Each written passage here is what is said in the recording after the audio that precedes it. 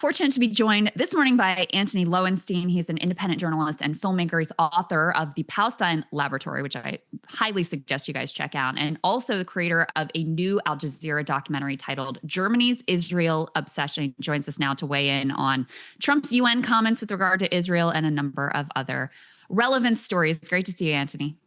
Thanks so much for having me. Yeah, of course. So Emily and I were just talking about Trump's big UN speech. Within that speech, he made some comments about Palestinian state recognition. Let's go ahead and take a listen to that. As everyone knows, I have also been deeply engaged in seeking a ceasefire in Gaza. Have to get that done. Have to get it done. Unfortunately, Hamas has repeatedly rejected reasonable offers to make peace. We can't forget October 7th, can we? Now, as if to encourage continued conflict, some of this body is seeking to unilaterally recognize a Palestinian state. The rewards would be too great for Hamas terrorists for their atrocities. But instead of giving in to Hamas's ransom demands, those who want peace should be united with one message: release the hostages now. Just release the hostages now.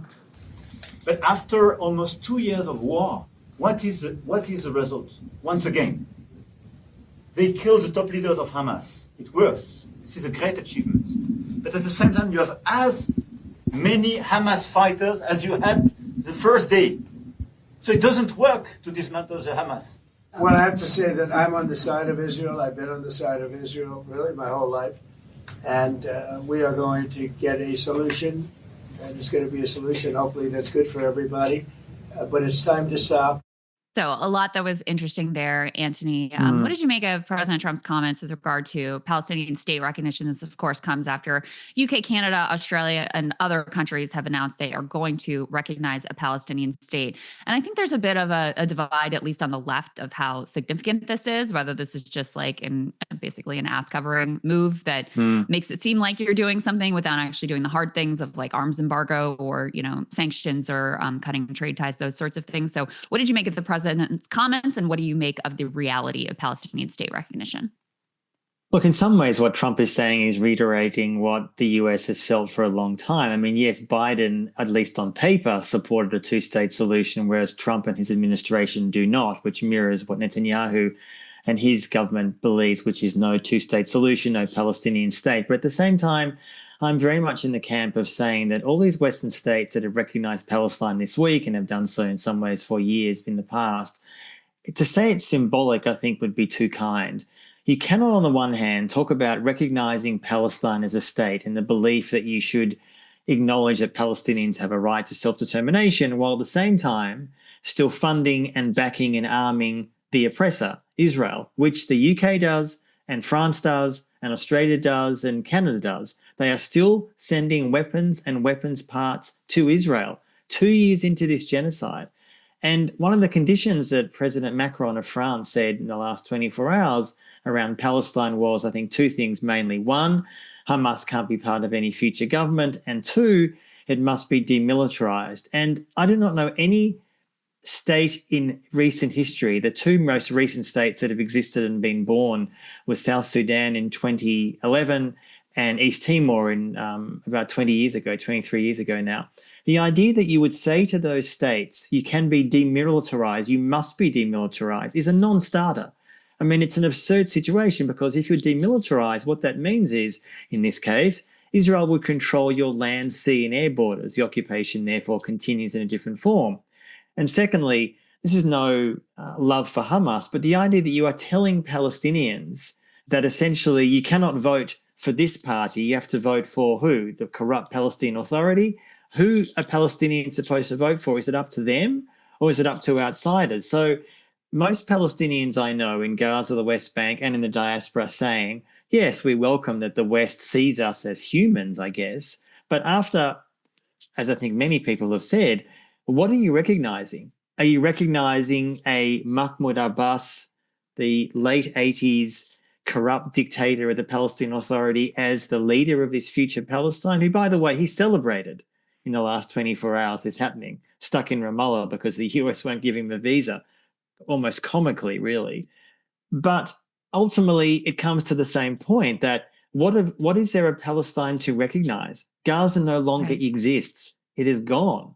And the West Bank, I fear, is going in the same way. So unless and until Western states, including the US, but the US arguably is too far gone on this question, the UK and others, Europe, Australia, my country, want to actually see a resolution of this conflict, you cannot do so by simply issuing a speech at the UN. We are so far beyond that. And it's finally on this point, I think it's worth saying that Western states routinely bring up a two-state solution when there is a so-called problem in the Israel-Palestine conflict, when there is a perceived need to announce something different, to sort of break the algorithm, so to speak. And yes, obviously what's happened in Gaza in the last 2 years is an unprecedented scale, far greater than anything in Palestine's history. But I don't think Keir Starmer or Mark Carney or Australian Prime Minister Anthony Albanese actually thinks that by announcing recognition it's going to change anything on the ground, because they're not willing to take any steps to make it happen. It's lip service at best, and that's being polite. So obviously Israel understands the stakes are high going into the UN this week with Macron and others pushing as they are. So I want to get your take on this story in the New York Times. This is A6. A lot of theories here as to what's going on, but the headline is cache of devices capable of crashing cell network is found near UN. Just from the lead, I'm going to read, quote, the Secret Service found and seized an illicit network of sophisticated equipment in the New York region that was capable of shutting down the cellular network as foreign leaders prepared to gather nearby for the annual UN General Assembly, the agency announced on Tuesday. Officials said the anonymous communications network, which included more than 100,000 SIM cards and 300 servers, could interfere with emergency response services and could be used to conduct encrypted communication. One official said the network was capable of sending 30 million text messages per minute anonymously. The official said the agency had never before seen such an extensive operation. There's no specific info that the network posed a threat to the conference itself, they go on to say. So this obviously has sparked many, many theories, and particularly people are pointing to Israel being behind this operation.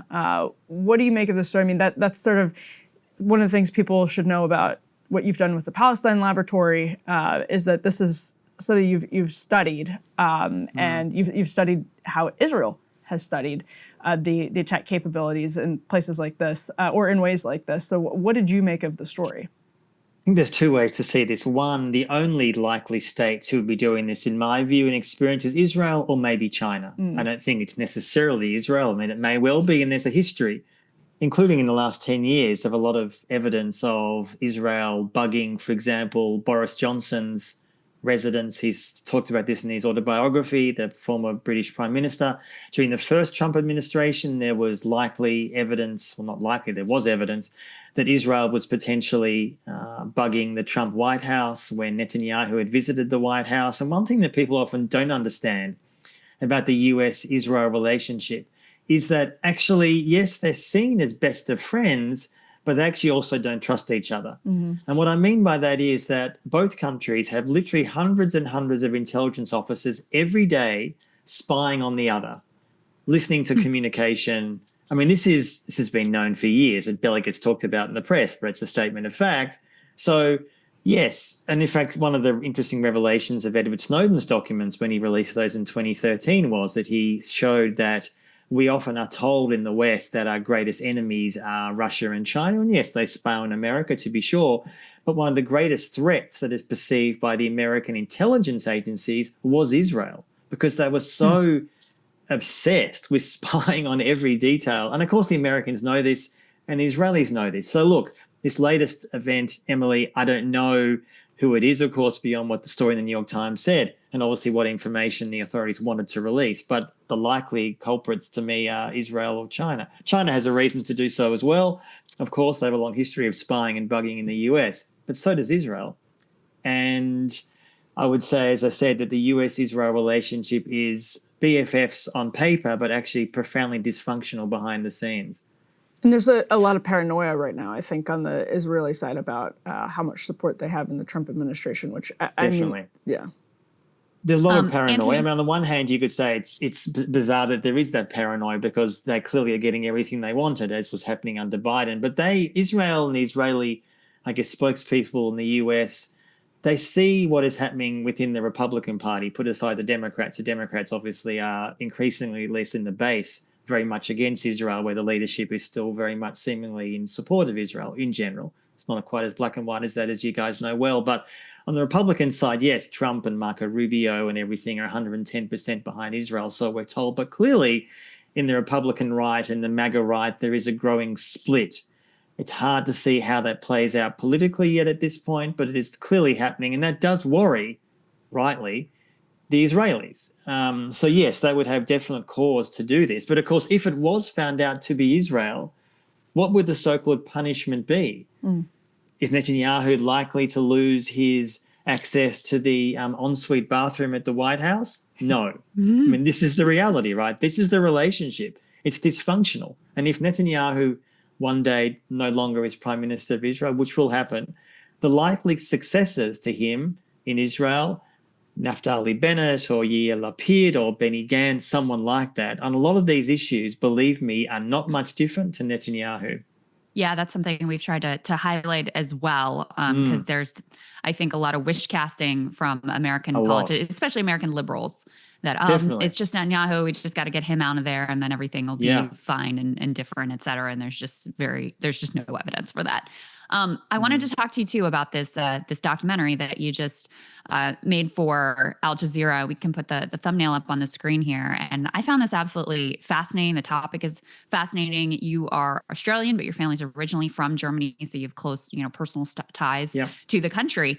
And I'm not sure I really internalized how much the ethos of never again and the knowledge that the German people had perpetrated the Holocaust, how much that is a cornerstone of sort of like modern German identity. And then your documentary talks about the way that this has been bastardized in order to effectively criminalize any sort of pro-Palestinian support, which obviously is ironic because there's such desperation about avoiding charges of anti-Semitism in Germany, you have the German government complicit in another genocide here with regard to Palestine. So talk a little bit about what drew you to the topic and the way that this cultural identity has played out within Germany. One thing that most people maybe don't realize is that Germany is the second biggest provider of weapons to Israel after the US. The US is number one, to be sure, under Biden or Trump. But Germany is second, and that accelerated after October 7. So you're right. That there is this sense within Germany, which didn't exist straight after World War II, but certainly in the last 30, 40 years, that we as a German people need to commemorate and atone, essentially, for the crimes of our ancestors. And I, on paper, have no problem with that. I mean, Germany committed one of the ultimate crimes, the genocide, of course, of Jews and millions of others, of course.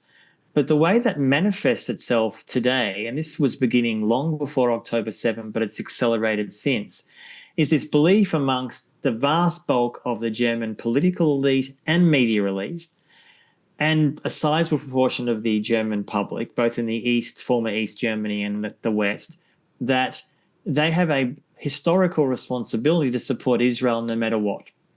Now, this was a view, as I said, long before October 7, but it's got stronger since. So what that means practically, believing that, for example, pro-Palestine protests have to be crushed hugely violently.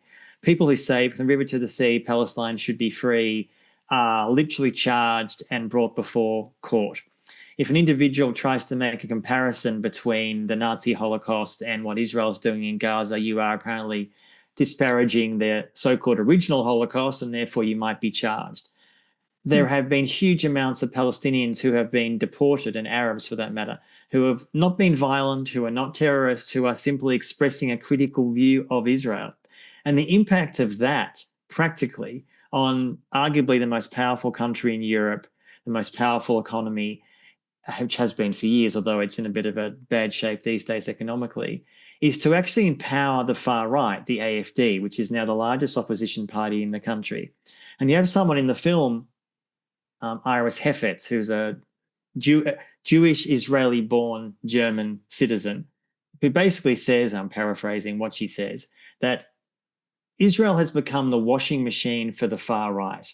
And what that means is, which is happening in the US, across Europe as well, it's not unique to Germany, but it's happening, is that when someone in the far right says, I love Israel or I love Jews, you can't accuse me of anti-Semitism. I love the world's only Jewish state. And the AfD in Germany is doing that very successfully and whitewashing their own record, which historically has been often tied to neo-Nazism.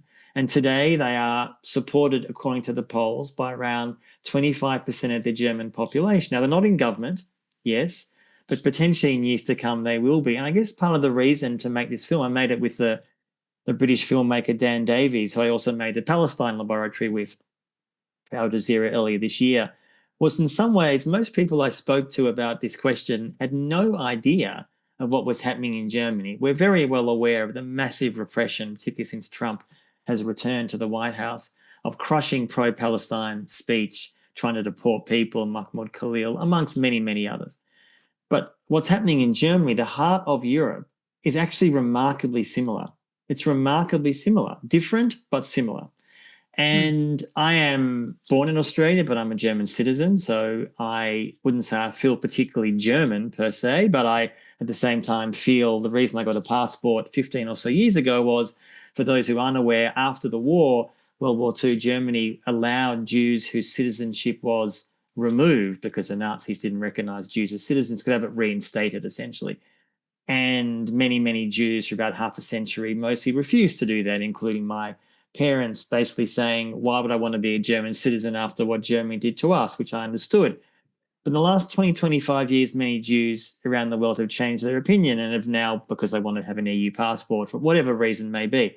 But the idea somehow that Germany says they are doing this in the name of me as a Jew to support Israel uncritically apparently makes Germany a good global citizen, despite the fact, as you said, that they are now arming a genocide, an Israeli state that is proudly, I would argue, genocidal. So the film, I suppose, tries to uncover that, investigate that, and it came out about 2 weeks ago. It just had an amazing global response, I think, because most people just don't know what is happening in a country which is in the center of Europe with huge amounts of influence. And what's happening in Germany is happening elsewhere. US, growing parts of Europe, France, England. I mean, I'll finish on this point. We talk about at the end of the film that what's happening in Germany is mirrored elsewhere. But just this year, the UK has prescribed as a terrorist organization a group called Palestine Action, which is a non-violent group trying to stop Israel's genocide, but also the complicity of Israeli arms companies in the Israeli occupation. The idea that that is a terrorist organization is absurd. And yet Keir Starmer's government has prescribed that as a terrorist organization, meaning that if you are in London, for example, or Birmingham, wherever you may be, and you hold a sign and you say, I support Palestine Action, you will be arrested and charged. Wow. And so this obsessive desire in so many Western countries to protect Israel at the expense of their own country's democracy should really disturb us all a lot. And a point that you're making here is it can also massively backfire.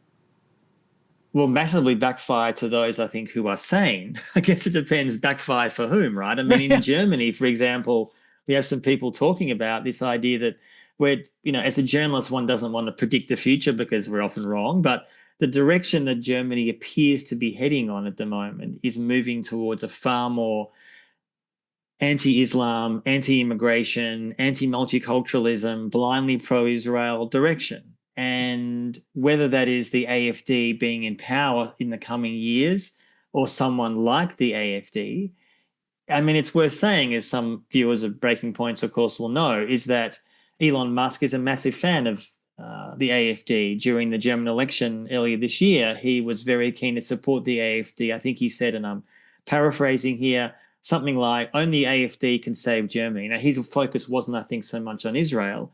It was more the fact that the AfD is talking about, is basically urging or encouraging the idea, or would force, faculty, immigrants who have arrived to be sent back to their supposed home countries. And that's, of course, what's happening increasingly in the US and certain other Western states. So I would argue it's massively backfiring on Germany, because German identity, you would think historically, correctly, is based on both a combination of guilt, acknowledgement, learning from that history. And I still say to this day that Germany, unlike virtually any other European nation, who are often very complicit with Nazis, collaborated with them, has done a lot of atoning, and I welcome that. But the question is, in what service? For whom? And when Germany is supporting an Israeli state uncritically, when they are committing genocide, I say you are learning little to nothing from history. And that's a pretty worrying conclusion.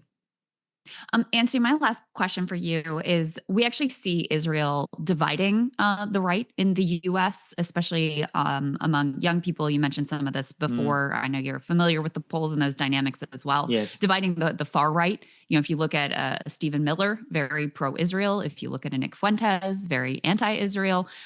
Are those dynamics playing out in Germany as well with the AfD?